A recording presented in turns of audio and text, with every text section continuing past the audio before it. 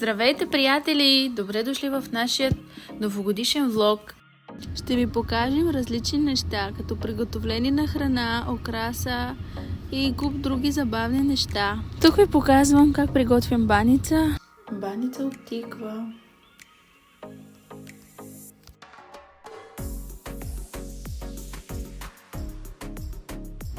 Това е нашата украса.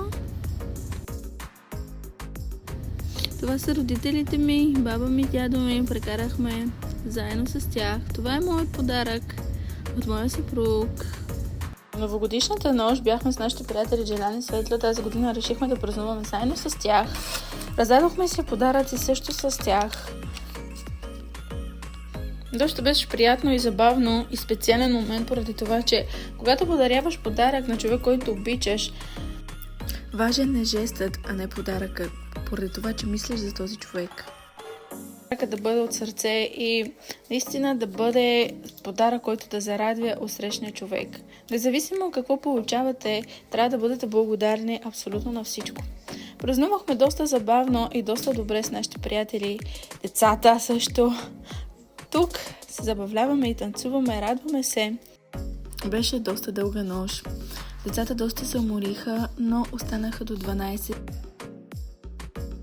Беше доста забавна нощ. Беше доста дълга нощ.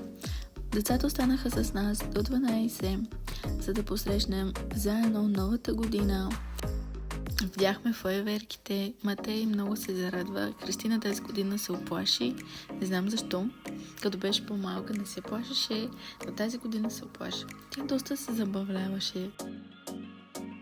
Може да видите тук как танцува и се радва. Това е една прекрасна нощ, приятели. Наистина беше доста забавно. Този ден е доста специален, поради това, че когато прекарваш с любими хора, е доста приятно. И ето тук са ракетите, за които посрещнахме. И си пожелаваме щастлива нова и специална година.